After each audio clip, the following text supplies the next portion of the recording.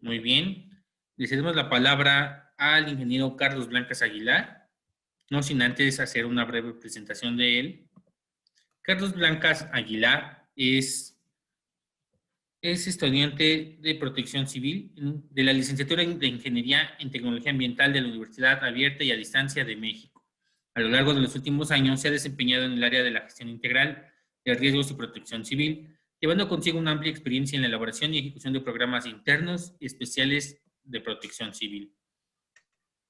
A la par de sus estudios, se desempeña como capacitador en protección civil en la consultoría Epsilon Ingeniería en Sistemas Estructurales y Protección Civil SADCB, empresa que le ha permitido desarrollar nuevas habilidades y aptitudes. Pues bien, les damos la palabra al ingeniero Carlos. Adelante, bienvenidas y bienvenidos. Muchísimas gracias, Adán, por esa tan bonita presentación. Y buenas tardes a todos. Algunos a lo mejor ya me conocen. Soy Carlos Blancas y voy a estar acompañándolos en estas 2 horas hablando acerca de la prevención, la extinción y el combate de incendios.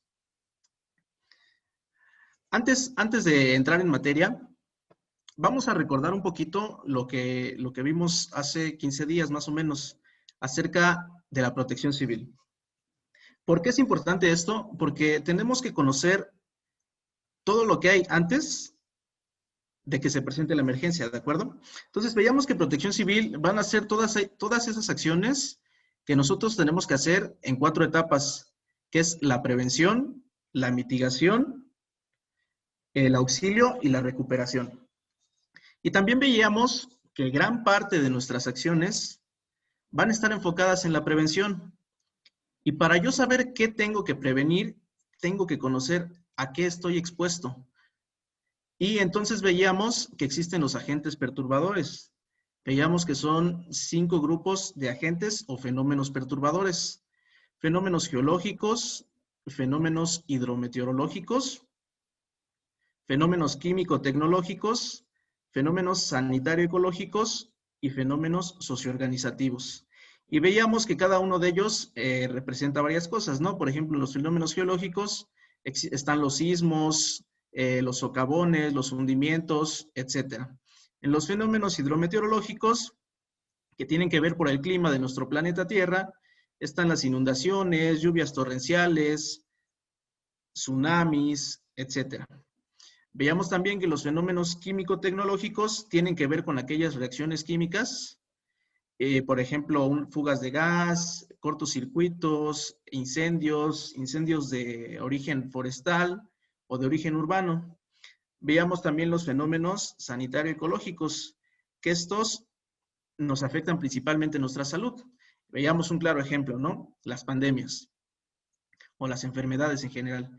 Y por último, veíamos los fenómenos socioorganizativos, que son por acciones premeditadas del hombre y que son, vaya, 100% causados por la presencia del hombre aquí en el planeta Tierra. Una vez identificando nosotros estos fenómenos perturbadores, recordemos que elaborábamos un análisis de riesgos. Y en aquella última sesión veíamos que nos enfocamos más a realizar un análisis de riesgos en cuanto a un sismo. Pero ahora, ¿qué pasa con un incendio? ¿Qué pasa con el fuego? Sabemos qué acciones tenemos que tomar antes, qué acciones tenemos que realizar para mitigar ese riesgo y qué acciones tendríamos que realizar durante la emergencia, en este caso el incendio, y después de la emergencia. Todo eso vamos a tocarlo a través de esta presentación. Entonces, si me permiten compartir pantalla, por favor indíquenme si se ve. Sí se ve. De acuerdo. Muy bien. Como también mencionábamos en la sesión anterior, veíamos que existen 4 principales brigadas, de los cuales conforman el Comité Interno de Protección Civil. Estas brigadas son la Brigada de Prevención y Combate de Incendios, la Brigada de Primeros Auxilios, la Brigada de Comunicación y la Brigada de Evacuación y Repliegue, ¿de acuerdo? ¿Qué es la Brigada de Prevención y Combate de Incendios? Que es en la que nos vamos a enfocar en esta sesión? Bueno, dice la presentación, es un equipo formado por personas cuyo objetivo es intervenir con los medios disponibles para tratar de evitar que se produzcan daños y pérdidas a causa de un incendio. ¿De acuerdo?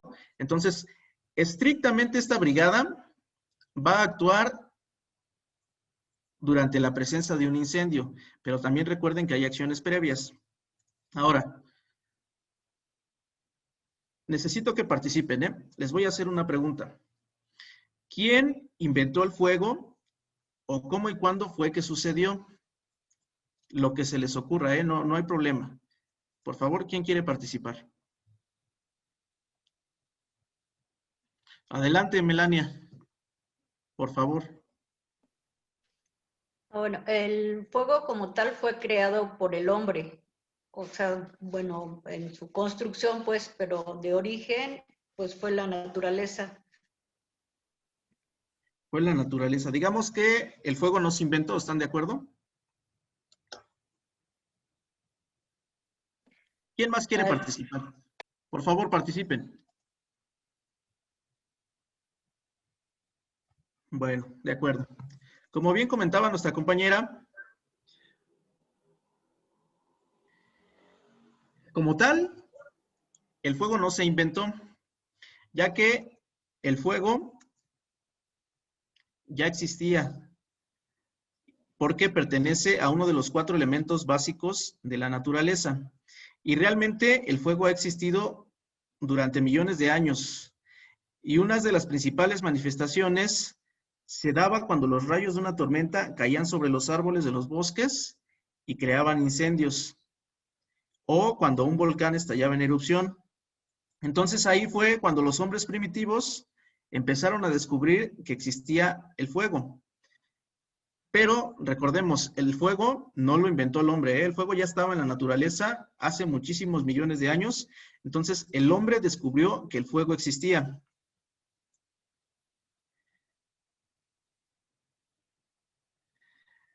En aquel entonces, cuando los hombres en la era primitiva vieron que a través de los rayos o que de las erupciones sabían utilizar el fuego, sabían cómo utilizarlo, pero desconocían la forma en la que el fuego se creaba. Por lo tanto, en aquel entonces el fuego era un elemento muy preciado. El dominio del fuego se consideró un gran avance para la sociedad y según los científicos creen que se logró en la edad de piedra temprana por el Homo erectus. El dominio del fuego en este periodo no solo sirvió para calentarse durante los fríos días de invierno, sino que también sirvió para mejorar la dieta, permitiendo cocinar carnes y vegetales. Así, esta mejora en la alimentación también provocó una mejora en el cerebro y en la evolución positiva. Además, el uso del fuego también permitió a los hombres defenderse de los peligros como animales u otras tribus de guerra. Ahora, pasemos a materia. ¿Qué es el fuego? Rápidamente la diapositiva dice, el fuego es una oxidación de un material combustible con desprendimiento de energía en forma de luz y calor. Y para que se genere el fuego, nosotros necesitamos de 3 elementos súper importantes. Si nosotros no contamos con uno de estos elementos, es imposible que se genere el fuego, ¿de acuerdo? Vamos a verlos uno por uno. Primer elemento, el oxígeno. En el planeta Tierra tenemos una concentración aproximada del 21% de oxígeno, ¿de acuerdo? Y para que se genere un conato de incendio, para que se genere el fuego, únicamente requerimos del 16%. Entonces vean que el oxígeno está ahí siempre latente. Lo tenemos siempre presente. Segundo elemento, los combustibles. Para que se genere el fuego requerimos de elementos combustibles y existen 3 grandes grupos de elementos combustibles, como son los combustibles sólidos, combustibles líquidos y combustibles en su estado gaseoso. Por ejemplo, dentro de los combustibles sólidos podemos encontrar elementos como la madera, elementos como el papel, elementos como el plástico, elementos como el metal, las telas, etcétera. También dentro de los combustibles encontramos los combustibles líquidos, que pueden ser toda aquella clase de solventes, como pueden ser la gasolina, el diésel, el tiner, pinturas, etcétera. Y los combustibles en su estado gaseoso, como su nombre lo dice, lo podemos encontrar como gas LP, gas metano, etcétera. También en esta categoría entran lo que son los aerosoles de cualquier tipo, ¿de acuerdo? Entonces veamos que realmente nosotros en nuestra vida diaria estamos, digamos, cubiertos o envueltos de combustibles. Entonces, el que se genere un conato de incendio está a la vuelta de la esquina, ¿ok? Y por último, tenemos el tercer elemento, que es una fuente de calor. Esta fuente de calor nos va a servir para que la temperatura del ambiente o la temperatura del material se eleve y esta provoque el conato de incendio. Y estas fuentes de calor las podemos encontrar de muchas formas. Principalmente tenemos la temperatura de nuestro propio sol, ¿no? De pronto, hay altas temperaturas que pueden provocar incendios forestales o incendios urbanos. Otras fuentes de calor propias pueden ser la que se genera en una estufa, la que se genera en un encendedor, en una vela, alguna chispa eléctrica, etcétera. ¿De acuerdo? Ya conocimos un poco de lo que es el fuego. Recordemos, se requieren de 3 elementos para que se genere el fuego. ¿Ok? El oxígeno, los combustibles y el calor. Ahora, retomando un poquito acerca de la prevención en protección civil, ¿cuáles creen que sean las medidas de prevención que tenemos que realizar, en este caso la Brigada de Prevención y Combate de Incendios, antes de que se genere el fuego? ¿Quién me ayuda participando, por favor? Adelante, Dora López, por favor. Sí, gracias. Bueno, antes de que se genere un fuego, yo creo que debemos de tener toda la prevención necesaria en cuanto a no generar o tener controladas las fuentes que generan, bueno, estas 3 fuentes, ¿no? Por ejemplo, contactos bien instalados, no tener, que no provoquen chispas eléctricas, que no se genere temas de escape de gases, que puedan hacer las combustiones y generar el fuego. Entonces, esa sería mi, digamos, prevención. Prevención. De acuerdo, muy acertado. ¿Quién más? Muchísimas gracias. Gracias.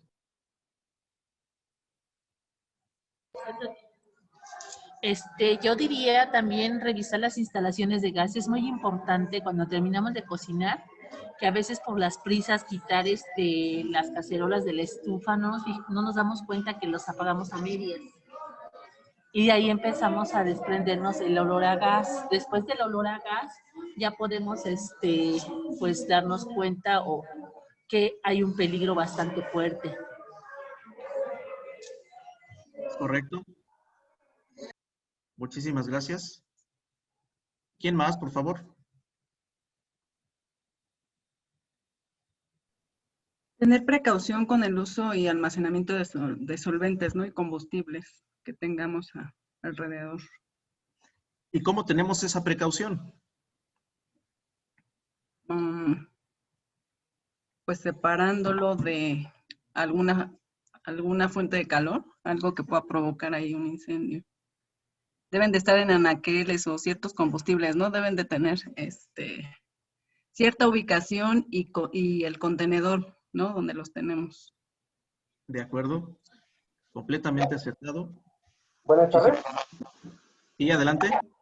Yo creo que lo más importante siempre va a ser tener procesos y protocolos bien definidos y marcados. Independientemente de las cosas que simplemente se ven, si nosotros tenemos un proceso, sabemos que cualquier revisión eléctrica se tiene que llevar a cabo, materiales de combustibles se tienen que desechar, no se pueden tener almacenados, y sobre todo tener yo creo que una revisión mensual de todas las instalaciones. Una revisión mensual de todas las instalaciones. Completamente de acuerdo. Muy acertado el comentario. Muchas gracias. Como veíamos en la sesión anterior, existen medidas que yo, como miembro del Comité Interno de Protección Civil, como miembro de, en este caso, de la Brigada de Prevención y Combate de Incendios, tengo que realizar antes de que ocurra la emergencia o el desastre. ¿Cómo puedo yo realizar un análisis de riesgos en caso de incendio? Pues bien, como comentaban nuestros compañeros, primero tengo que conocer qué es el fuego, ¿no? Ya lo conocimos. Ya sabemos qué es el fuego y cómo se genera. Entonces, yo, dentro de mis instalaciones, porque cada instalación es diferente, cada lugar donde trabajo es diferente. Entonces, si de pronto, como bien comentaban, yo tengo almacenado mucho papel y lo tengo almacenado cerca de una fuente de corriente eléctrica, o a lo mejor lo tengo almacenado donde la temperatura de pronto es muy alta, se puede generar un conato de incendio. Entonces, son todas estas pequeñas acciones que yo tengo que hacer antes, muchísimo antes de que se genere el fuego o que se genere el conato de incendio. De pronto, a lo mejor, algunas acciones nos van a parecer, nos van a parecer un poco absurdas, ¿no? O nos van a decir, no, eso no se puede, con esa no se puede provocar un conato de incendio, ¿no? Pero recordemos que tenemos que, implantarnos el chip de la cultura de la protección civil para que esto vaya avanzando, ¿de acuerdo? Entonces,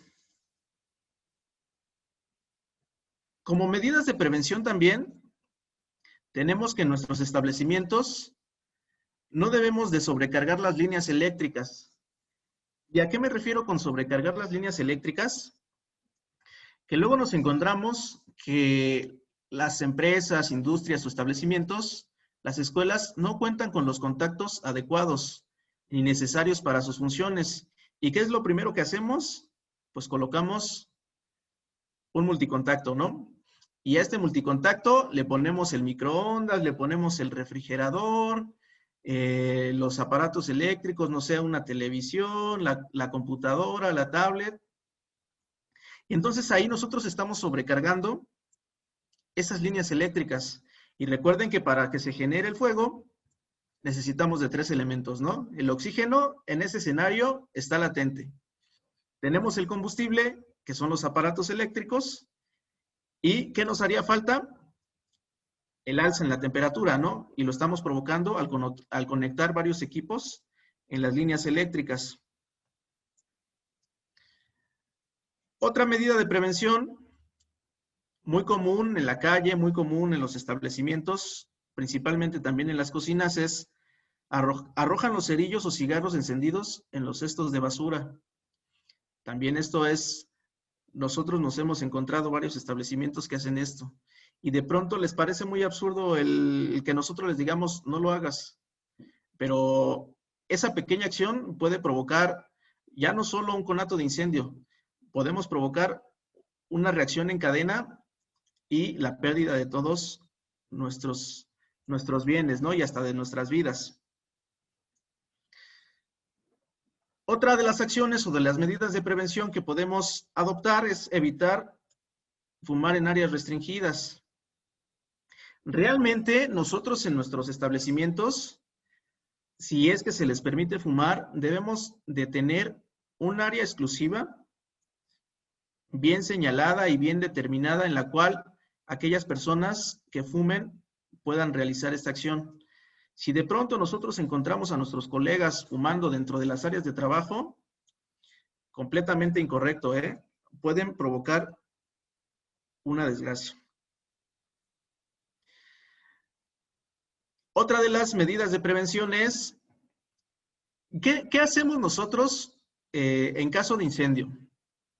Más adelante en el siguiente curso vamos a ver que en caso de sismo tenemos dos opciones, dependiendo de la magnitud y dependiendo de las condiciones, ¿no? Tenemos dos opciones. Una de ellas es replegarse en nuestras zonas de menor riesgo y otra de ellas es evacuar completamente el inmueble. Pero, ¿qué pasa con el incendio? Si de pronto se está generando un conato de incendio,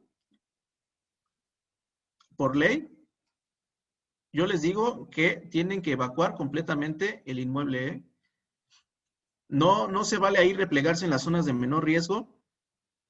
Lo que tenemos que hacer es evacuar inmediatamente a todo el personal, absolutamente a todos, de ese inmueble.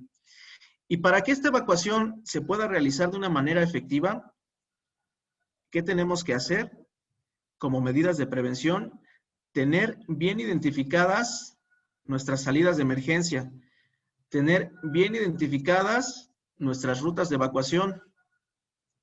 ¿Y cómo tengo yo bien identificadas esas salidas de emergencia y esas rutas de evacuación? Pues con lo que ya conocemos, ¿no? Con nuestro señalamiento, o también se le conoce señalética. Esas flechitas blancas con fondo verde que dicen ruta de evacuación o salida de emergencia. Todos nuestros establecimientos o inmuebles deben de estar perfectamente bien señalizados. Nos hemos encontrado que nos dicen, es que yo tengo 20 años trabajando aquí y conozco perfectamente mi inmueble. Yo ya sé por dónde tengo que evacuar, yo ya sé por dónde tengo que salir. Y eso está excelente, porque dentro del análisis de riesgos, si recuerdan, nosotros debemos de conocer perfectamente nuestros establecimientos, nuestros edificios. Pero ¿qué pasa si una persona ajena al edificio visita nuestro inmueble, visita nuestro establecimiento? ¿Y qué pasa si se genera un conato de incendio o cualquier otra emergencia? Para eso sirve la señalética, ¿sí? Para nosotros como miembros del establecimiento, pero también para las personas que son ajenas a ellos. Porque si de pronto se presenta la emergencia, pues estas personas van a saber dónde está la ruta de evacuación y dónde están las salidas de emergencia. Y más importante, hablando de conatos de incendio, ¿dónde se encuentran mis equipos con los que voy a controlar yo ese conato de incendio? Los famosos extintores. Entonces, es muy importante que en sus establecimientos cuenten con la señalización, con la señalética correspondiente. Y tiene que estar siempre conforme a la norma, porque de pronto hay establecimientos donde nos dicen, es que yo la quiero pintar, pero la quiero pintar de verde, o la quiero pintar de morado, porque así combina con lo que tengo en mi establecimiento. No, eso no es lo correcto. Nosotros como establecimientos, como industrias, tenemos que apegarnos siempre a lo que marquen nuestros reglamentos y a los que marquen nuestras normas, ¿de acuerdo? Entonces, la señalización adecuada va a ser, en el caso de rutas de evacuación y salidas de emergencia, en color de fondo verde y, en este caso, las letras o el símbolo en color blanco, para que sea de fácil identificación, ¿de acuerdo? Otra de las medidas de prevención es tener bien identificado dónde voy a almacenar yo mis combustibles más peligrosos. Por ejemplo, tenemos establecimientos donde tienen su planta de emergencia y normalmente esas plantas de emergencia trabajan con gasolina o con diésel. ¿Qué pasa si yo tengo esos solventes no resguardados de la manera correcta? Pues me van a poner en riesgo de que se genere un conato de incendio. ¿Qué pasa si yo tengo un archivo en mi establecimiento un cuarto donde guardo todos los papeles que son ya archivo muerto o que tengo que almacenar por cierto tiempo. Bueno, se vale tener ese tipo de espacios, pero también se vale que tengan las condiciones adecuadas. A lo mejor yo les puedo decir que deben de tener un detector de humo en caso de incendio, o que deben de contener esos espacios aspersores, o deben de contener esos espacios la temperatura adecuada. ¿De acuerdo?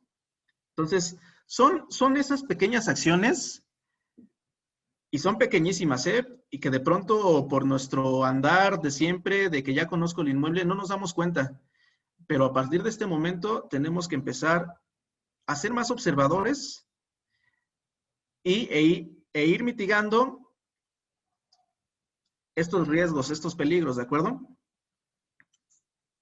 Ok. Si van teniendo dudas, con toda confianza las podemos ir resolviendo, ¿eh?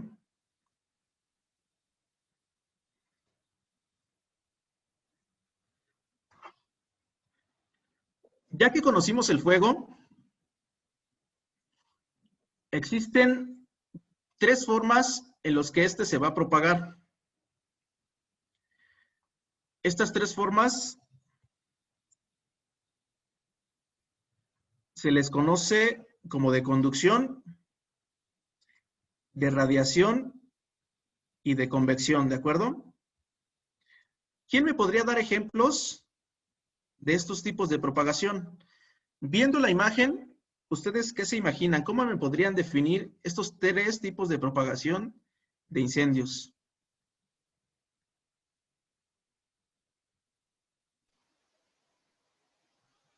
Por radiación, Sí, ¿cómo se genera este fenómeno de radiación? no se transmite.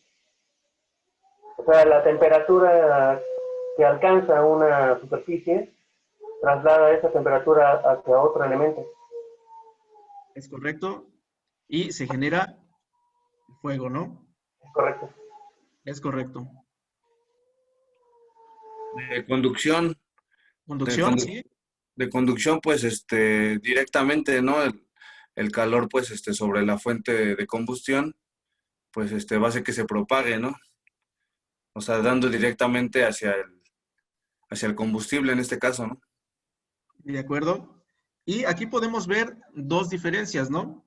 Con el método de propagación de radiación y de conducción. El de radiación, con la figurita, con la imagen que tenemos en la presentación, podemos observar que no se da un contacto directo entre los materiales combustibles, sino se da a través de las altas temperaturas, en el caso de la radiación. Y en el caso de la conducción, vemos que debe de haber un contacto directo entre mis 2 combustibles para que se genere la propagación del fuego.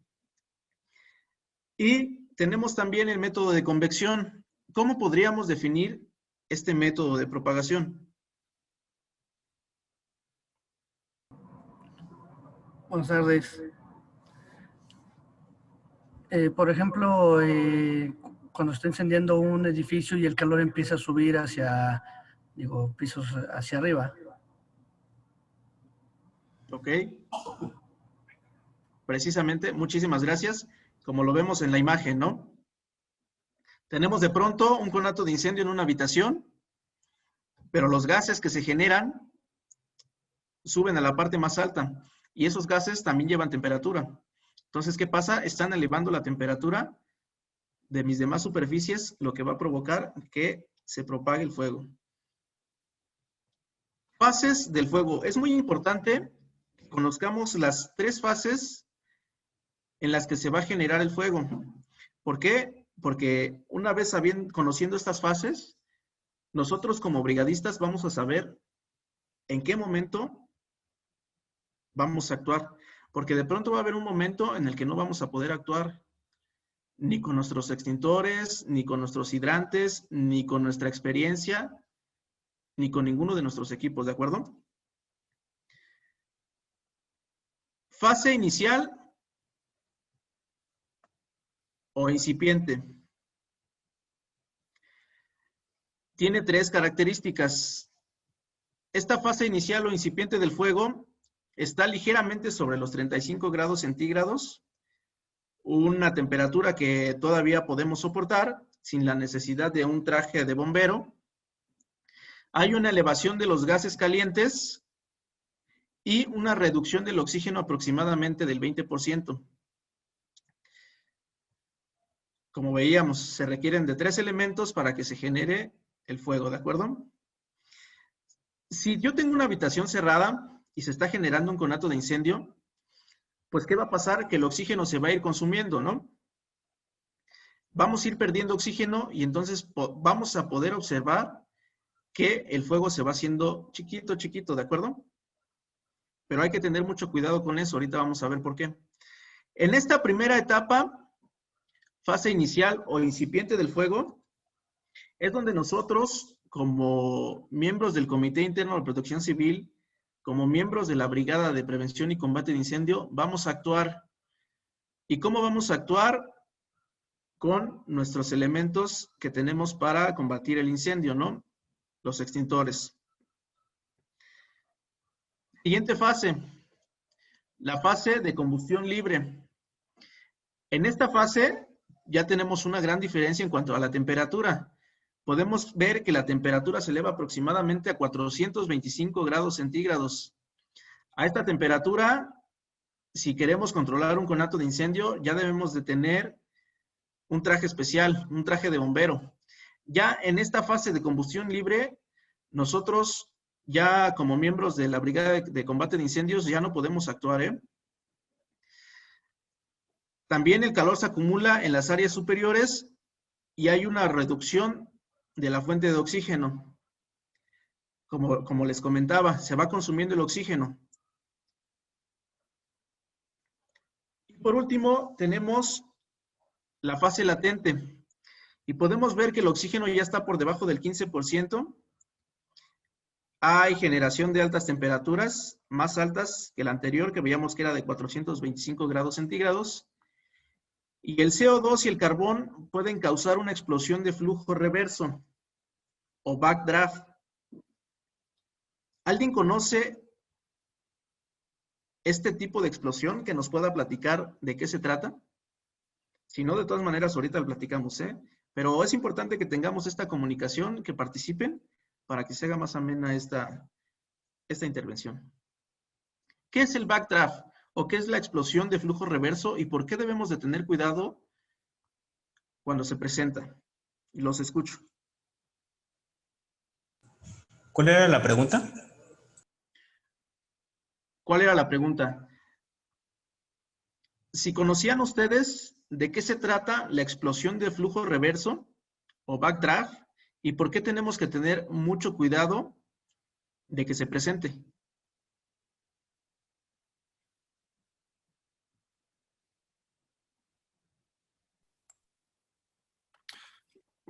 Sí, puede ser cuando en un incendio, porque precisamente pues el oxígeno genera más combustión, por así decirlo, se llega a hacer como una pequeña explosión por el oxígeno acumulado en un área cerrada, ¿no?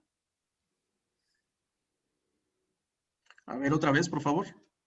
Así que que ya, una vez iniciado el incendio, que dependiendo pues la superficie en donde esté, pues si es un cuarto cerrado y hay acumulación de oxígeno, al ser tan repentino el choque, pues puede provocar una explosión, ¿no? Exactamente. ¿Me Disculpa, permiten? ¿no es el efecto fogata? En donde Adelante.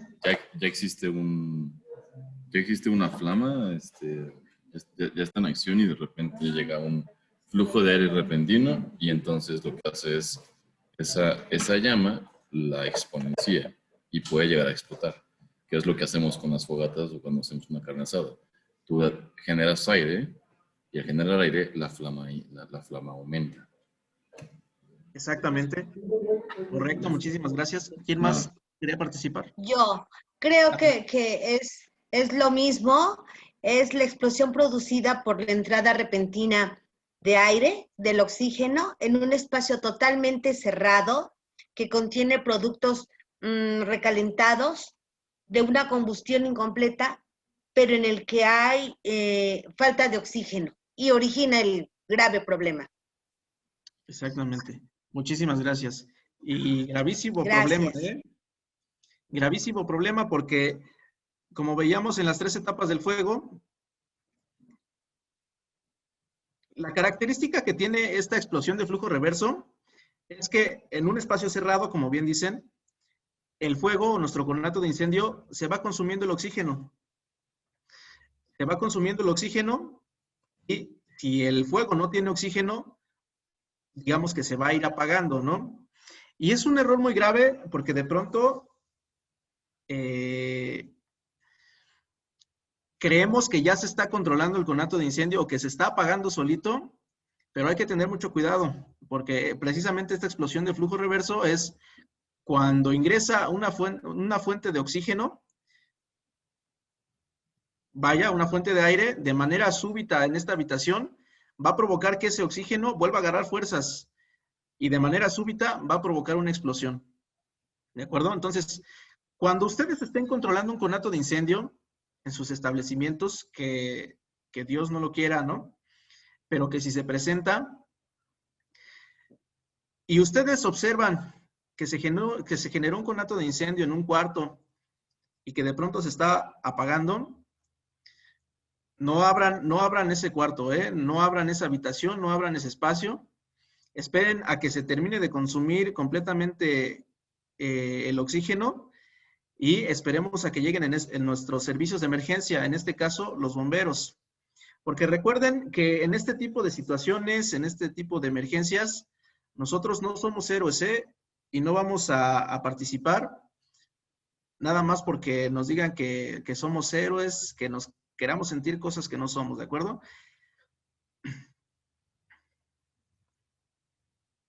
Ahora, una vez que nosotros conocemos los métodos de propagación, el triángulo del fuego, de cómo se genera el fuego, tenemos estos métodos de extinción. Método de enfriamiento, de sofocación y de separación. ¿Cómo puedo yo aplicar estos métodos de extinción cuando me estoy encontrando con un conato de incendio? Los escucho.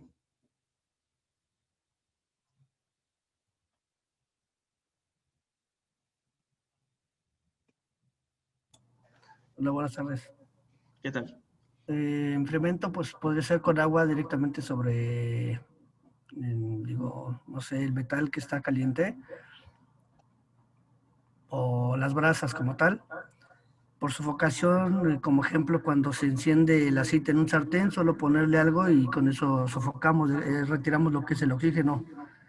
Y en el caso de separación, pues retirando pues el producto que se está incendiando, o no sé, a lo mejor con tierra.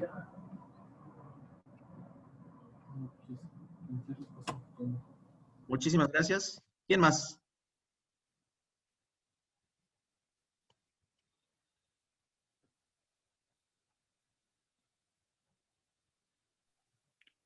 Pues el enfriamiento aparte del agua puede ser también con un extintor, ¿no? Puede ser también con un extintor, ¿correcto? Y el sofocar, pues es precisamente, como comentaban, que pues aislar el oxígeno, ¿no? Porque bueno, al no tener ya el oxígeno, ya no va a tener la misma, pues bueno, no se va a seguir produciendo el incendio, ¿no? Exactamente. ¿Y en el caso de separación? En el caso de separación, pues si es un incendio pequeño, pues no sé, ¿no? A veces nada más está incendiando un pedazo de cortina, de tela, Ajá. y al retirarlo, pues se corta, ¿no? Que se siga expandiendo, ¿no? Si es una cortina muy grande, retirar la tela, pues ya evita, ¿no? Que se propague. Que se siga propagando, exactamente. Por ahí levantaron la mano. Adelante, por favor. Pues era yo, Melania, pues sí, lo de enfriamiento, pues pensé yo en alguna espuma o algún polvo. En sofocar es cubrirlo con algún material que no se encienda Y la separación, pues sí, es tratar en la medida de lo posible aislar el fuego. No sé, pues, como decían, cortando la tela o echándole, no, pues sería sofocación, echar tierra. Bueno, pero la idea es más o menos esa, dependiendo del material que se esté incendiando, yo creo que se utilizaría alguna de estas opciones o se combinan. Exactamente. Muchísimas gracias, Belén. Como bien mencionan nuestros compañeros, existen 3 métodos de extinción, los que vemos en las diapositivas. Y estos van completamente encadenados en cómo se genera el fuego. En este caso, en el triángulo del fuego, ¿no? Para que se genere el fuego tenemos 3 elementos. Y para extinguir un fuego se requieren de tres métodos, ¿no? Entonces, hablando del método de enfriamiento, si nosotros hablábamos del triángulo del fuego, estaríamos quitando en este caso el lado del calor, ¿están de acuerdo? Si hablamos del método de sofocación, ¿qué estamos haciendo? Le estamos quitando oxígeno al conato de incendio. Y si hablamos de separación, pues estoy quitando la base del triángulo, que en este caso son los combustibles, ¿de acuerdo? Entonces, como bien mencionan, en el caso de enfriamiento puede ser directamente con agua, pueden ser con nuestros equipos extintores portátiles, espumas, polvos químicos, etcétera. En el caso de la sofocación, como bien comentaban, luego nos encontramos cocinando, o esto es muy común en los restaurantes, que el sartén se nos incendia, ¿no? Y un error muy común es agarrar el primer extintor que tienen a la mano, intentar controlar ese conato de incendio. Pero si el extintor no es el adecuado, en lugar de yo controlarlo, voy a provocar una emergencia mayor. Entonces, ¿qué hago? Es rápidamente, yo pongo una tapa en ese sartén, ¿y qué estoy haciendo? Estoy sofocando, le estoy quitando ese oxígeno a ese conato de incendio. Al yo echar arena en un conato de incendio, lo que estoy haciendo también es sofocándolo. Y en el caso de la separación, como bien comentaban, es aislar cualquier material combustible que yo tenga en mis alrededores para que el fuego no se propague. ¿De acuerdo?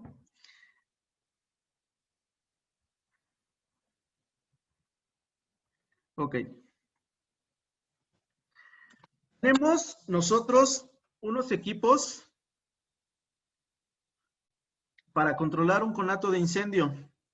Estos equipos, absolutamente todos los conocemos, ¿no? Nuestros famosos extintores o nuestros famosos hidrantes.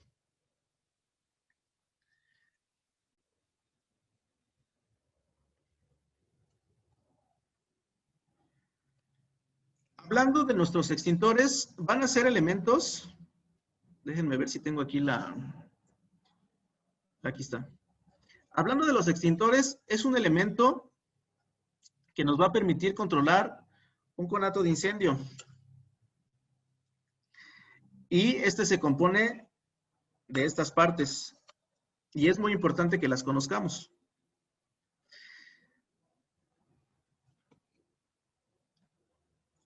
Tenemos como principal parte el cilindro, que normalmente lo vamos a ver de color rojo o en color de acero inoxidable.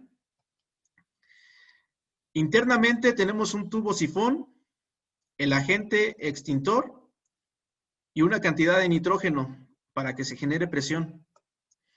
Vamos a encontrar también la manguera, la boquilla, en este caso es la válvula y el manómetro.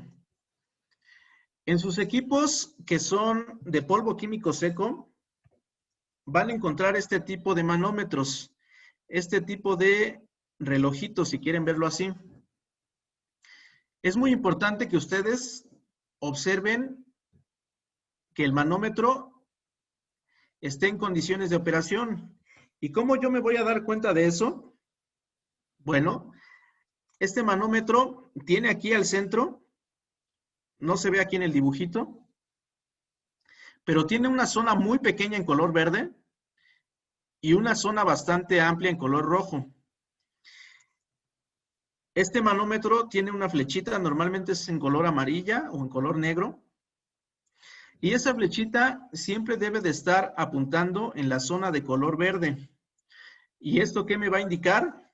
Que este extintor está en condiciones de operación. ¿De acuerdo? ¿Qué pasa si yo encuentro la flechita amarilla, la flechita negra, la manecilla, en la zona roja, pero del lado izquierdo? ¿Qué quiere decir esto? Que este extintor no está en condiciones de operación. ¿Por qué? Porque no tiene la presión suficiente para que, en este caso, el agente extintor salga con la presión adecuada y yo pueda controlar el conato de incendio. ¿De acuerdo? Y si de pronto yo encuentro la manecilla en la zona roja, pero del lado derecho, ese extintor tampoco está en condiciones de operación. ¿Por qué? Porque este extintor tiene demasiada presión y en lugar de ayudarme a mí a controlar el conato de incendio, lo que va a provocar va a ser una lesión, porque la presión es bastante fuerte. ¿De acuerdo? Entonces, es importante que en sus equipos extintores que contengan este manómetro, revisen que siempre se encuentre en la zona de color verde. Yo les recomiendo normalmente que lo hagan de manera cotidiana. ¿A qué me refiero con manera cotidiana? A que lo hagan diario. ¿De acuerdo? Si de pronto por sus actividades no está el estarlos revisando diario, cada semana, cada 15 días, también es válido, pero es importante que los revisen de manera periódica, ¿de acuerdo? Entonces, estos extintores tienen dentro un material que se llama agentes extinguidores. Y estos tienen la función de controlar el conato de incendio. Entre los más comunes tenemos el polvo químico seco, o PQS, dióxido de carbono, o también conocido como CO2, gas halón, espuma química o agua. Yo les pregunto aquí a ustedes, ¿será importante que yo en mis establecimientos, o en mi lugar de trabajo, tenga un agente extinguidor en específico? ¿O será lo mismo de pronto tener un extinguidor de agua en la cocina o un extinguidor de CO2 con aparatos eléctricos? Buenas tardes. Sí, adelante. No, cada extintor y cada sustancia que tiene se utiliza para cierto juego en particular. Todos están diseñados para ser instalados, por ejemplo, para el equipo de cómputo, cocinas industriales, fábricas de tela, de tintas. Exactamente. Entonces, muchísimas gracias, compañero.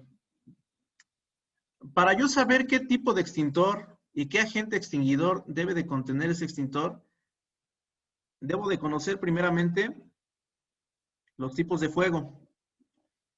Y la norma nos marca que existen 5 tipos de fuego. Fuego A, fuego B, fuego C, fuego D y fuego K. ¿De acuerdo? ¿De qué se tratan estos tipos de fuego? ¿Quién me quiere ayudar a explicarlo?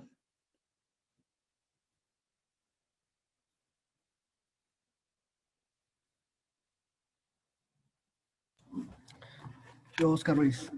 Adelante. Los tipos A son como, por ejemplo, madera, aquellos que dejan brasas. Los tipos B, los que son combustibles líquidos. Por ejemplo, gasolina, tiner, aguarrás, todos esos que son derivados. El tipo C serían eléctricos. El tipo D son materiales, por ejemplo, ahí veo que son metales, algo así. Y el tipo K son aceites vegetales. Es correcto. Muchísimas gracias, compañero. Bueno, como bien mencionaban, existen 5 tipos de fuego. Fuego tipo A. Para que no se les olvide y les quede bien claro, estos fuegos se van a generar por combustibles sólidos, ¿de acuerdo? Y tienen esta característica de que se forman brasas, ¿de acuerdo? Fuego tipo B es aquel incendio que se presenta por gases o líquidos. Ya vimos que entran las gasolinas, thinner, solvente, aerosoles, etc. Fuego tipo C. En este fuego se involucra aparatos, equipos e instalaciones eléctricas energizadas. Fuego tipo D. Este va a ser, dependiendo del giro de nuestro establecimiento, es conforme nos vamos a encontrar estos tipos de fuego, pero el fuego tipo D, en este tipo de incendios intervienen los metales combustibles, como el magnesio, el titanio, circonio, sodio y el potasio. Este tipo de incendios normalmente los vamos a encontrar en laboratorios químicos, donde se generan este tipo de reacciones, donde contienen este tipo de metales pesados, ¿de acuerdo? Entonces, en nuestra vida cotidiana va a ser muy difícil que nos encontremos de este tipo de fuego. Y por último, el fuego tipo K, que se va a presentar en instalaciones de cocina y va a involucrar sustancias combustibles como aceites y grasas de origen vegetal o de origen animal, ¿de acuerdo? Pues como bien lo dice la definición, nos los vamos a encontrar normalmente en las cocinas o en los restaurantes. Una vez yo ya identifiqué, que yo ya conozco los tipos de fuego, que yo ya conozco los agentes extintores o extinguidores, es ahí donde entra otra etapa de la prevención, donde yo tengo que seleccionar qué tipo de extintor voy a tener de acuerdo al giro de mi establecimiento, industria o escuela, ¿no? Si de pronto yo tengo un restaurante y en el área de cocina, y es muy común, parece chiste, pero no, nos hemos encontrado con varios restaurantes que tienen extintores tipo A, B y C en el área de cocina. Pero realmente, ¿cuál deberían de estar usando? Extintores para fuego tipo K, ¿están de acuerdo? Si bien de pronto, probablemente el A, B o C les pueda funcionar en determinado momento, no es lo correcto, porque cuando se llega a la emergencia no nos vamos a estar a revisar. Ay, tengo el conato de incendio aquí en la cocina, voy por mi extintor y lo voy a revisar rápidamente, ¿no? No nos va a dar tiempo para eso. Entonces, es importante que ustedes como miembros de la Brigada de Prevención y Combate de Incendios revisen si sus equipos extintores son los adecuados para el tipo de actividad que ustedes ejercen o para el área en la que me encuentro. Y normalmente nuestros proveedores de extintores, no tengo uno aquí a la mano, pero normalmente nuestros proveedores en la etiqueta nos marcan para qué tipo de fuego yo puedo utilizar este extintor. Y normalmente los vamos a encontrar que son para ABC, para B o C, para K o para D. ¿De acuerdo? Entonces, dentro de sus análisis de riesgos es importante que determinen si sus extintores sí son los adecuados, ¿de acuerdo?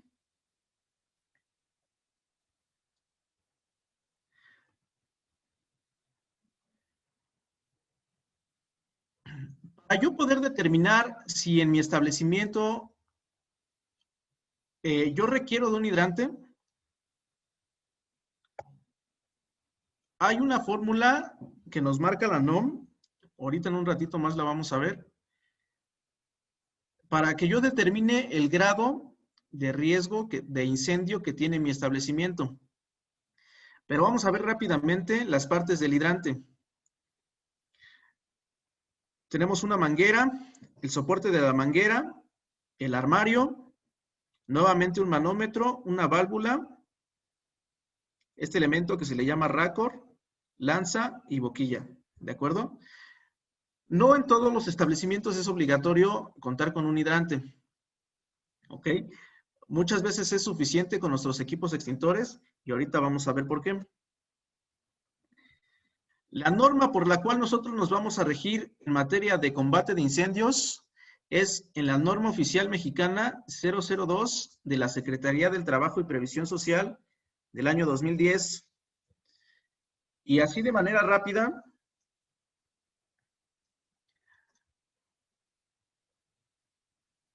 esta norma nos menciona que en mi industria, empresa o establecimiento, yo debo de contar con extintores conforme a la clase de fuego que se pueda presentar.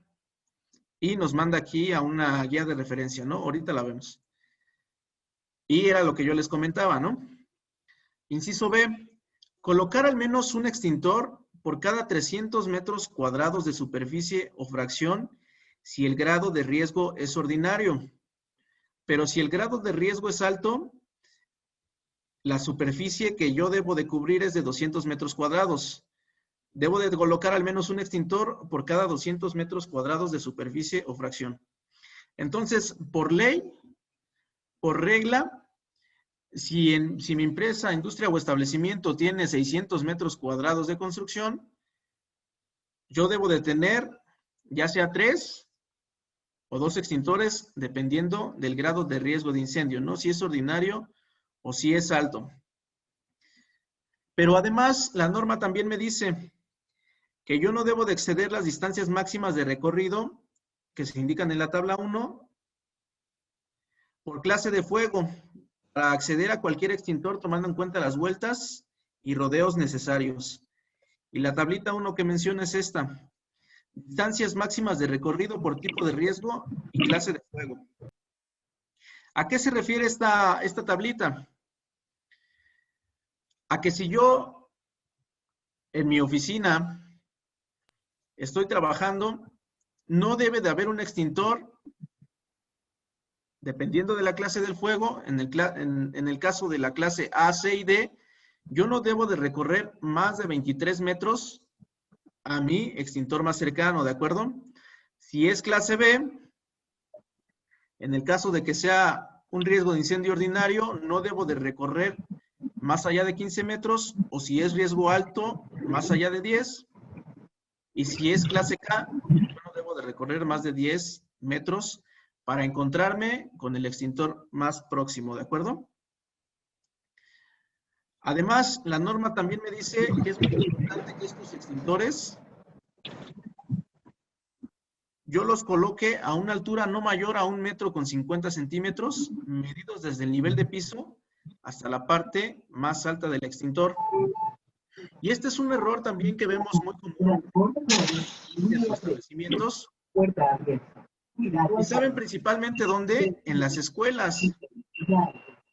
Nos hemos encontrado muchas escuelas que tienen sus extintores medidos desde el nivel de piso hasta la parte más alta del extintor a 2 metros, a veces hasta 2 metros con 20 centímetros. ¿Y saben cuál es la razón de esto? Los ponen a esta altura porque comentan que los niños, cuando están jugando, cuando están pasando por el pasillo, se golpean la cabeza. Y es válido. Pero ¿qué pasa si yo tengo que controlar un conato de incendio? ¿Qué pasa si se genera la emergencia y mi extintor está a 2 metros con 20 centímetros? Si yo soy una persona bajita, no lo voy a alcanzar a descolgar y no voy a poder controlar el conato de incendio. O a lo mejor no soy una persona tan bajita y sí lo alcanzo a descolgar, pero recuerden que estos equipos son bastante pesados. Entonces, si al momento de yo querer descolgarlo, no estoy bien parado o no tengo la fuerza suficiente, me va a caer el extintor encima y voy a terminar lesionado y tampoco voy a poder controlar el conato de incendio. Entonces, la norma nos dice que los extintores deben de estar colocados hasta 1,50 centímetros, pero no nos prohíbe ponerlos a nivel de piso, ¿están de acuerdo? Entonces, yo puedo colocar mi extintor a 10 centímetros, a 50 centímetros, a 1 metro o hasta 1 metro con 50 centímetros, ¿de acuerdo? ¿Tienen dudas, comentarios hasta este momento? ¿No? Bueno, vamos a dar un receso de 5 minutos y regresamos porque vamos a hacer un ejercicio para determinar el grado de riesgo de incendio dependiendo de nuestra empresa, industria o establecimiento, ¿de acuerdo? Va a estar un poquito pesado, entonces por eso damos estos 5 minutos para que vengamos con todo, ¿de acuerdo? Entonces, regresamos. Son las 4:08. Nos vemos aquí a las 4:15, por favor. Listo. Son 4:15. Estamos de regreso. Les voy a compartir esta pantalla.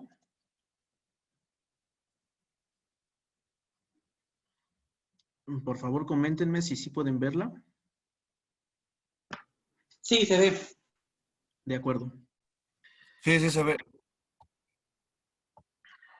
Aquí en la Ciudad de México tenemos 2 maneras de determinar el grado de riesgo por incendio. Una de ellas es a través de las normas técnicas complementarias del Reglamento de Construcciones del Distrito Federal, hoy Ciudad de México. Y otra es a través de la NOM 002 STPS 2010. Vamos a ver las dos para que nos demos una idea y veamos de cómo se hace. La del Reglamento de Construcciones del Distrito Federal se utiliza principalmente para cuando estamos diseñando un edificio nuevo, ¿de acuerdo? Entonces, vamos a ir leyendo. Dice, determinación del grado de riesgo por incendio. Análisis de riesgos por incendio de acuerdo a las normas técnicas complementarias del Reglamento de Construcciones del Distrito Federal. Y el reglamento nos dice que los inmuebles se pueden clasificar de la siguiente manera, como de riesgo menor y como de riesgo mayor. Y para determinar el grado de riesgo de ese incendio, menor o mayor, tenemos 2 intervalos.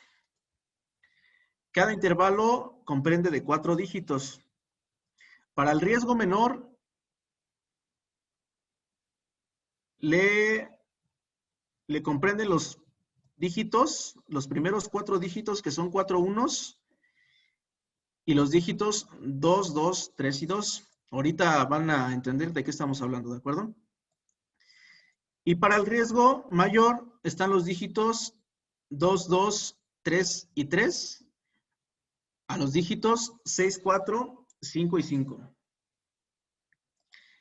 Y dice, los dígitos que conforman los intervalos antes mencionados obedecen a factores determinantes para la posibilidad de un incendio. Estos se determinan de acuerdo a los siguientes patrones. El primer dígito indica la combustibilidad de acuerdo a los materiales que se manejan. Y nos manejan 6 grupos. Grupo 1, incombustibles. Grupo 2, de combustión lenta. Grupo 3, combustión moderada. Grupo 4, combustibles normales.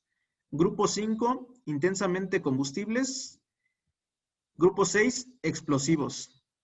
Y tenemos una descripción más detallada de cada grupo. Entonces, ¿qué tengo que hacer yo? Dependiendo del giro de mi empresa, industria o establecimiento, yo lo voy a clasificar dentro de estos 6 grupos. Grupo 1, incombustibles, donde se manejen abrasivos, asbesto, cemento, cerámica, ladrilleras, metales, la industria minera, la industria de la vidriería, todos los materiales pétreos. Si de pronto mi industria, empresa o establecimiento tiene un giro de este tipo, lo que hacemos nosotros para determinar el grado de riesgo es ponerle aquí una X, ¿no? Y entonces estoy viendo que se está clasificando en el grupo 1. Resultado del primer dígito, grupo 1. Es un ejemplo, ¿eh? Grupo 2, de combustión lenta. Están las industrias armadoras, casas de máquinas, cervecera, embotelladora, empacadora, fundición de metales, oficinas y vinícolas embotelladoras.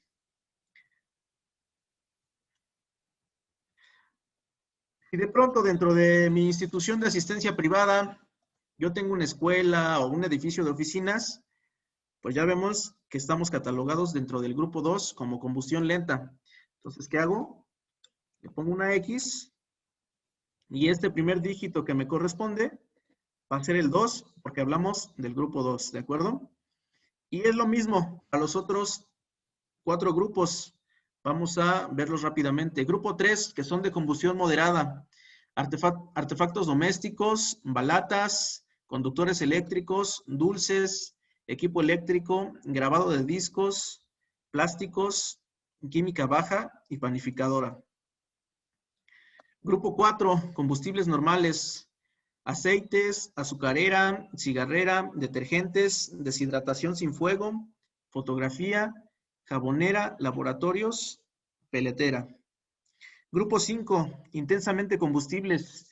La industria agropecuaria, la industria alcoholera, las artes gráficas, cartonera, harinera, hulera, lijas, la industria maderera, la industria papelera, la industria de la pintura, la industria química y la vinícola de fabricación. Y por último, el grupo 6, explosivos, como pueden ser aceites que son de extracción con disolventes, barnices, lacas, la industria colchonera, los explosivos y la química alta. Para este ejercicio, vamos a suponer que es un edificio de oficinas. Ya lo tenemos aquí marcado en el grupo 2. Y resultado del primer dígito, 2, ¿de acuerdo? Segundo dígito, indica la concentración de materiales. Y con esto me refiero a la concentración de materiales combustibles. Entonces, ¿qué tendría que hacer yo para saber qué tipo de concentración tengo en mi empresa, industria o establecimiento? Pues llevar un inventario, ¿no?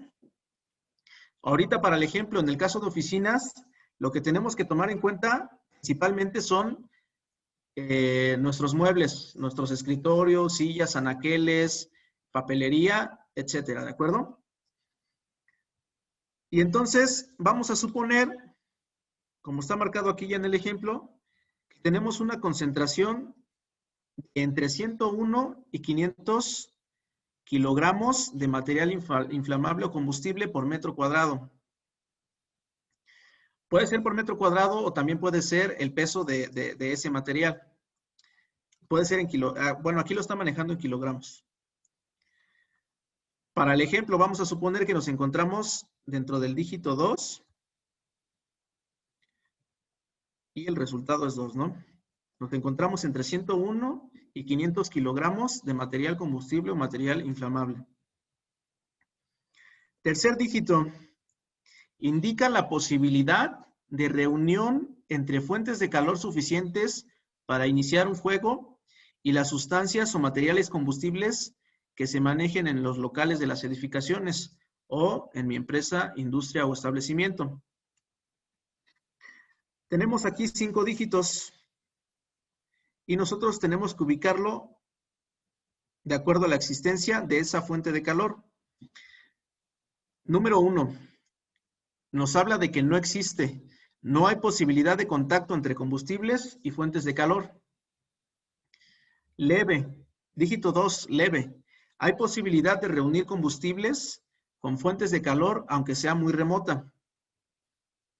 Dígito 3, mediano. Se manejan fuentes de calor normalmente. Dígito 4, grandes. Se manejan grandes cantidades de fuente de calor. Y por último, dígito 5, extraordinario. Hay exceso de número y magnitud de fuentes de calor. Entonces aquí nosotros debemos de determinar si en mi empresa, industria o establecimiento existe, qué posibilidad existe de que se reúnan las fuentes de calor suficientes para iniciar un conato de incendio. vamos a ponerle para el ejemplo que es muy leve, ¿no? Hay posibilidad de reunir combustibles con fuentes de calor, aunque sea muy remota. Entonces marcamos con una X en el dígito 2 y el resultado de este tercer dígito es el número 2. ¿De acuerdo? Entonces, hasta el momento llevamos 3 dígitos que son 2, 2 y 2. Y por último, el cuarto dígito. Este nos va a indicar la toxicidad y el grado de daño que pueden causar a la salud los vapores que se desprenden de los materiales que se manejen aún sin haber llegado a la producción del incendio. Aquí también tenemos 5 dígitos y se clasifican de acuerdo a la toxicidad y el grado de daño. Dígito 1, inofensivo. Son materiales que no producen daños temporales ni permanentes. Dígito 2, irritante. Son materiales que producen molestias temporales como ardor en los ojos o piel. Dígito 3, tóxico bajo. Son materiales que producen daños permanentes o temporales sin llegar a producir la muerte, excepto en casos de exposición prolongada. Dígito 4, alta toxicidad. Producen lesiones letales, aún en caso de explosión ligera. Y por último, el dígito 5, radioactivo. Producen lesiones permanentes, aún cuando no aparecen inmediatamente. Entonces, aquí nosotros debemos de clasificar qué tipo de toxicidad o qué tipo de grado de daño me va a ocasionar a mí si yo estoy expuesto a un incendio, dependiendo de estas características. Para el ejercicio, vamos a clasificarlo dentro del número 2. Entonces ponemos una X y el resultado de este cuarto dígito también es un 2. Y al final tenemos que colocar un resumen. Y resumiendo, la clasificación del análisis nos arroja la siguiente conclusión. Primer dígito fue un 2, segundo dígito fue un 2, el tercero y el cuarto también fue un 2. Y entonces el resultado es 22 y 22. Por lo cual, hablando de este edificio de oficinas, el resultado me arrojaría, dependiendo del intervalo, que estamos aquí en el grado de riesgo menor. ¿De acuerdo? Y entonces ahí es donde regresamos a la tablita, que en este caso este edificio de oficinas debería de contar por lo menos con un extintor por cada 300 metros cuadrados de construcción, porque su grado de riesgo es menor, ¿de acuerdo? Y para el ejemplo, si de pronto yo estoy en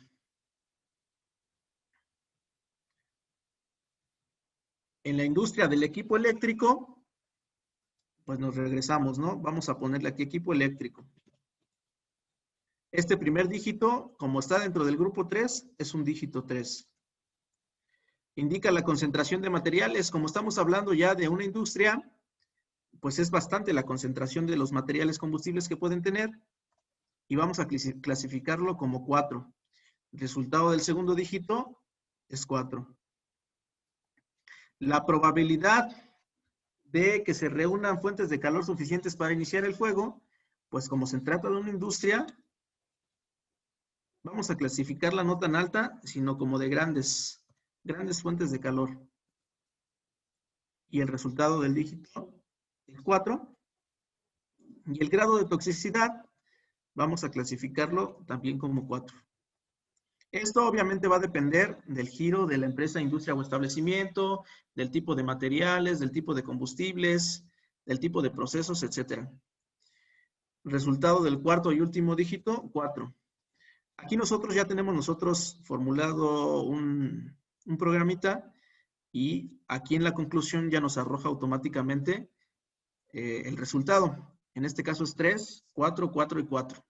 Y si revisamos los intervalos, vemos que en este caso yo tendría que clasificar esta industria, empresa o establecimiento como un grado de riesgo de incendio mayor. Y entonces debo de tener más cuidado.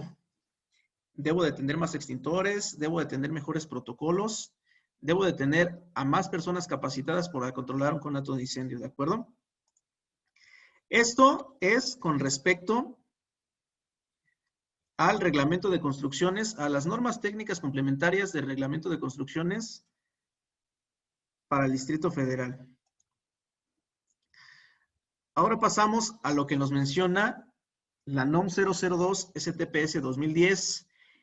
Y si ustedes quieren consultarla, lo pueden consultar en el apéndice a la clasificación del riesgo de incendios.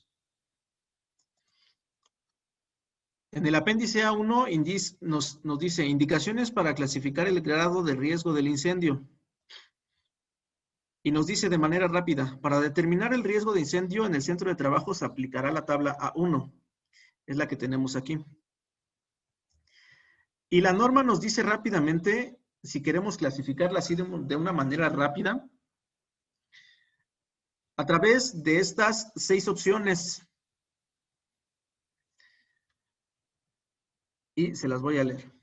Tenemos 6 conceptos. Uno de ellos es la superficie construida en metros cuadrados. Y del otro lado de la tablita tenemos el riesgo de incendio. Y nos da la opción de ordinario o alto.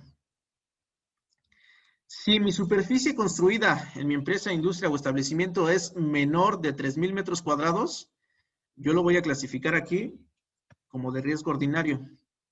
Si es mayor a 3,000, lo tengo que clasificar como de riesgo alto.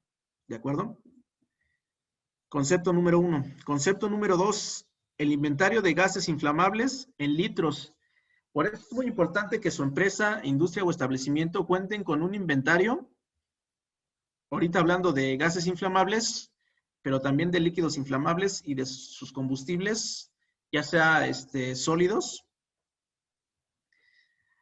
para que ustedes puedan determinar este grado de riesgo de incendio, ¿de acuerdo? Entonces, inventario de gases inflamables. Si mi inventario es menor de 3,000, yo lo voy a clasificar de riesgo ordinario. Pero si es mayor de 3,000, lo voy a clasificar como de riesgo alto. Es inventario de gases inflamables en litros.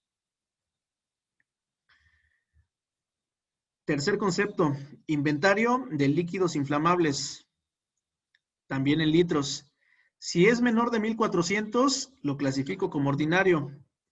Si es mayor a 1,400, lo voy a clasificar como alto.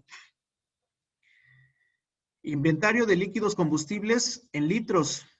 Si es menor de 2,000, de 2,000 litros, lo clasifico como ordinario. Si es mayor de 2,000, lo clasifico como de riesgo alto. Inventario de sólidos combustibles, incluido el mobiliario del centro de trabajo, aquí es en kilogramos. Si yo tengo menos de 15,000 kilogramos de combustibles sólidos, lo voy a clasificar como ordinario. Si tengo más de 15,000, lo voy a clasificar como alto. Y si en mi empresa, industria o establecimiento yo tengo materiales pirofóricos y explosivos, siempre se va a calificar como de riesgo alto, ¿de acuerdo? Entonces, vamos a hacer aquí un ejemplo muy rápido. Tenemos 6 conceptos. No necesariamente tenemos que caer en una sola columna, ¿de acuerdo? De pronto aquí en el concepto 1 de la superficie construida, a lo mejor es un superedificio, ¿no? De más de 3,000 metros cuadrados de construcción, entonces lo clasifico como alto. En cuanto a mi inventario de gases inflamables, a lo mejor en ese edificio no tenemos gas, ¿no? Entonces lo clasifico como menor de 3,000 litros de gases inflamables. Inventario de líquidos inflamables. Para el ejemplo, vamos a clasificarlo como que tenemos menos de 1,400. ¿Por qué? Porque se trata de un edificio de oficinas y pues muy rara a la vez vamos a encontrar esta gran cantidad de líquidos inflamables, ¿no? También para líquidos combustibles. Vamos a clasificarlo como ordinario. Y inventario de sólidos combustibles. Vamos a clasificarlo como de riesgo alto porque tenemos más de 3,000 metros cuadrados de construcción y entonces hay que contemplar todo el mobiliario del centro de trabajo. Y al último, Como es un edificio de oficinas, pues no manejamos materiales explosivos ni pirotecnia. Entonces, si se dan cuenta, la mayoría de mi clasificación está pegada al riesgo ordinario, ¿están de acuerdo? Sí, tengo de riesgo alto, pero yo voy a clasificar mi edificio de oficinas como de riesgo ordinario. ¿Por qué? Porque la gran cantidad de conceptos que seleccionamos se encuentra dentro del grado ordinario. Esto es de una manera rápida, pero también existe una clasificación más completa, ¿de acuerdo? Vamos a verla. La clasificación del riesgo de incendio en el centro de trabajo se podrá determinar por las áreas que lo integran, siempre y cuando estén delimitadas mediante materiales resistentes al fuego o por distanciamiento, que impidan una rápida propagación del fuego entre las mismas. Y nos dice la norma, la NOM 002 STPS 2010, para la determinación del riesgo de incendio se deberá proceder de la siguiente manera. Paso número A, o número 1, como lo quieran ver. Identificar la superficie construida en metros cuadrados del centro de trabajo o de las áreas que lo integran. B, identificar el inventario máximo que se haya registrado en el transcurso de un año. Aquí sí ya nos especifican que es en el transcurso de un año. De los materiales, sustancias o productos que se almacenen, procesen y manejen en el centro de trabajo o en las áreas que lo integren. O para los conceptos de la tabla 1 que resulten aplicables. Inciso C, para determinar el inventario de sólidos combustibles por el mobiliario en oficinas administrativas y otras áreas similares, se considera un promedio de 60 kilogramos de mobiliario por cada trabajador del centro de trabajo o de las áreas que lo integren. No se contabilizarán los trabajadores que realicen sus actividades fuera del centro de trabajo, tales como conductores, repartidores, vendedores, promotores, entre otros. Opcionalmente, el inventario podrá determinarse considerando la cantidad real existente. Punto muy importante, ¿eh? Cuando se disponga en el centro de trabajo o en las áreas que lo integren de 2 o más materiales, sustancias o que correspondan a un mismo concepto, el grado de riesgo, el riesgo de incendio para dicho concepto se determinará con base en la sumatoria de los inventarios de dichos materiales, sustancias o productos. Y por último, inciso E, cuando se disponga en el centro de trabajo o en las áreas que lo integren de 2 o más materiales, sustancias o productos que correspondan a gases inflamables, líquidos combustibles y o sólidos combustibles, de igual o de distinto riesgo de incendio, este se determinará con base en la siguiente fórmula. Entonces tenemos el inventario 1 entre la cantidad 1, más el inventario 2 entre la cantidad 2, más el inventario 3 entre la cantidad 3, más el inventario 4 entre la cantidad 4. Es decir, el inventario 1 es mi inventario de gases inflamables, entre los 3,000 litros que nos marca la norma. El inventario 2 va a ser mi inventario de líquidos inflamables. El inventario 3 va a ser el inventario de líquidos combustibles y el inventario 4 va a ser el inventario de sólidos combustibles. ¿De acuerdo? Y nos dice esta formulita. El inventario 1, el inventario 2, 3, el inventario 4 es el inventario máximo que se haya registrado en el transcurso de un año de los materiales, sustancias o productos que se almacenen, procesen y manejen en el centro de trabajo o en las áreas que lo integran, por cada uno de los conceptos que resulten aplicables de la tabla 1, como nos marca aquí en la fórmula. ¿Y cómo voy a hacer yo para aplicar esta fórmula? Rápidamente, para obtener el inventario de los materiales tenemos el inventario de gases inflamables en litros. Recuerden que es el máximo que se haya registrado en el transcurso de un año. Si en su empresa, industria o establecimiento no manejan con gases, puede ser gas LP, etcétera. Entonces aquí vamos a colocar 0. ¿De acuerdo? Si a lo mejor tienen un tanque, no sé, de 100 litros y en el transcurso de un año lo llenan 6 veces, pues aquí tenemos que colocar 600 litros, ¿de acuerdo? Vamos a dejarlo ahorita aquí en 600 para el ejercicio. Inventario de líquidos inflamables en litros. Por tratarse de un edificio de oficinas, bueno, en este caso, en este ejemplo, pues en líquidos inflamables y en líquidos combustibles, yo voy a tener una cantidad de 0. Y por último, inventario de sólidos combustibles en kilogramos. Si de pronto nosotros tenemos el inventario real, se vale colocarlo aquí directamente, ¿eh? Pero si nosotros desconocemos ese inventario real, lo que nos marca la norma es hacer el siguiente procedimiento. Tenemos una tablita aquí que es concepto, cantidad de combustible sólido y un total. Vamos a manejar el personal de nuestra empresa, industria o establecimiento, descontando a los que no ejerzan sus actividades dentro del edificio, ¿de acuerdo?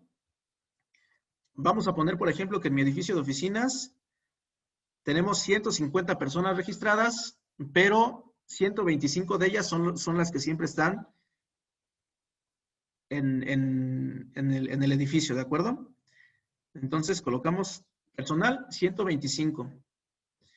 Y también hay que tener muy en cuenta el personal flotante. Vamos aquí a determinarlo como con 50 personas. Y la norma nos dice que por cada personal fijo en nuestro establecimiento, vamos a tomar en cuenta 60 kilogramos. Y si se trata de personal flotante, vamos a tomar en cuenta 60 kilogramos. Entonces, aquí ya está formulado. Es una multiplicación. Para el caso del personal fijo, vamos a multiplicar nuestras 125 personas por los 60 kilogramos y nos va a dar un total de 7,500 kilogramos. Y para el caso del personal flotante, vamos a multiplicar la cantidad de personas flotantes, en este caso lo determinamos como 50, por 30 kilogramos y nos da un resultado de 1,500 kilogramos.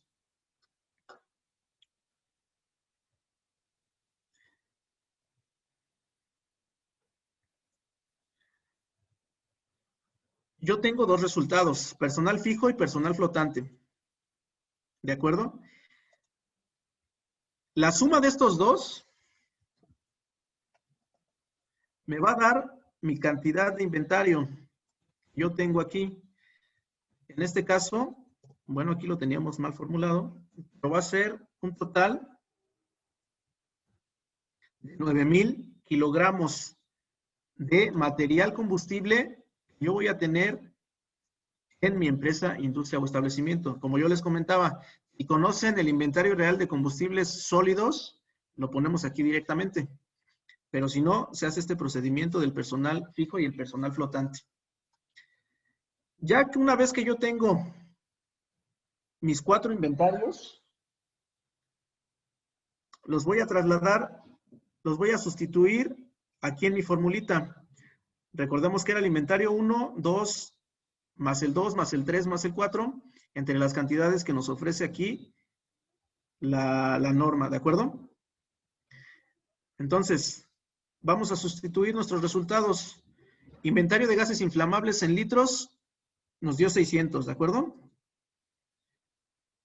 Inventario de líquidos inflamables en litros nos dio 0 y de combustibles, de líquidos combustibles también nos dio 0. Entonces, ¿qué hacemos? Lo sustituimos aquí. Y por último, el inventario de sólidos combustibles en kilogramos fue de 9,000. Lo sustituimos aquí.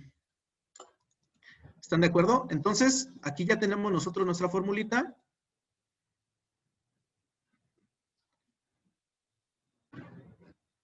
Y vamos a hacer primero la división o el cociente de cada inventario entre cada cantidad. Y nos va a arrojar en todas 0. o en realidad es un número muy pequeño. Entonces, bueno, nos sigue dando un número muy pequeño. La norma nos dice que los resultados de esta clasificación va a ser la siguiente. Vamos a suponer que aquí nos dio 0.5. Bueno, vamos a hacer el ejercicio bien. Me parece que está mal formulado. Vamos a suponer que el resultado de mis inventarios me da 0.5. O bien me puede dar 1.5, o me puede dar 2, o me puede arrojar 0.1. Todo va a depender del inventario que tenga y del giro de mi empresa, industria o establecimiento. Y la norma nos dice, si el resultado de la sumatoria es menor a 1, el centro de trabajo o el área que lo integra le corresponderá por concepto del inventario de gases inflamables, líquidos combustibles y o sólidos combustibles, el riesgo de incendio ordinario. Pero si el resultado de la sumatoria es igual o mayor a 1, el centro de trabajo se va a clasificar como de riesgo alto. ¿De acuerdo? Y entonces, de esta manera yo puedo determinar qué tipo de riesgo de incendio tiene mi empresa, industria o establecimiento. Y entonces veíamos, si es ordinario, pues a lo mejor tengo que cumplir con menos cosas, ¿no? Menos cantidad de extintores o mayor cantidad de desplazamiento entre las áreas. Y si es alto, debo de cumplir con mayor cantidad de incluso. Si mi grado de riesgo de incendio está ya muy por encima, como de grado 5, yo debo de contar ya con hidrantes. ¿De acuerdo?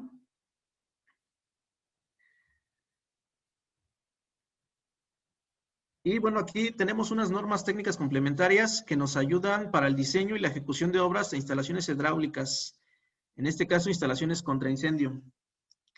Pero yo creo que estas ya las dejamos para la sesión del día miércoles. Si tienen alguna duda o comentario, adelante, es el momento. Por el día de hoy, los temas serían estos.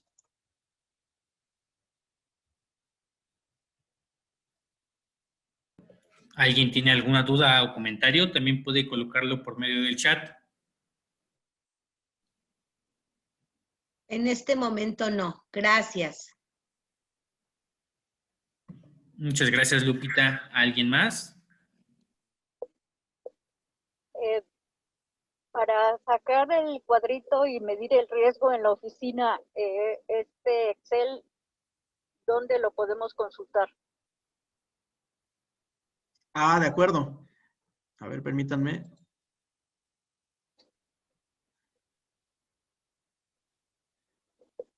Sí se ve el Excel, ¿verdad?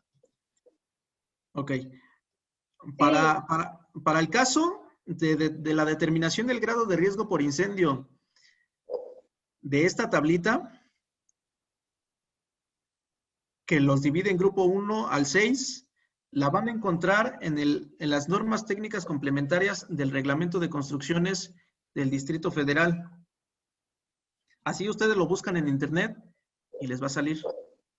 Entonces, ahí pueden consultar toda esta información.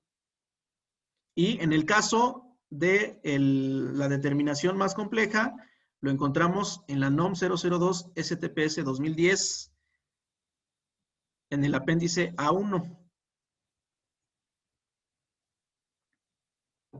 Y si ustedes Profesor, yo sé que esto se transmite ya después.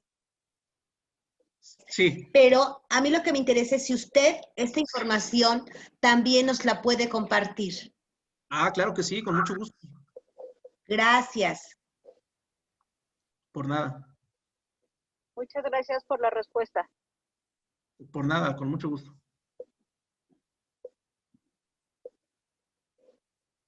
¿Alguna otra duda o comentario? No, Carlos, al parecer no tenemos más preguntas. Solamente te encargaríamos entonces la presentación y este material para poderlo compartir con el grupo. Sí, claro que sí, con mucho gusto. Voy a formular bien aquí en el Excel para que se los pueda compartir y ustedes ya nada más metan los datos y puedan hacer el ejercicio en sus respectivos empresa, industria o establecimiento. También en la sesión del día miércoles ya vamos, ahorita fueron muchos conceptos, fue mucha teoría. A lo mejor ya están un poquito hartos. Pero en la sesión del miércoles vamos a ver ya ejemplos a través de videos, a través de los protocolos que nosotros tenemos que realizar para la contención de un conato de incendios y el proceso de evacuación. Entonces, no falten para el día miércoles, por aquí los esperamos. Y muchísimas gracias por su tiempo y por su atención.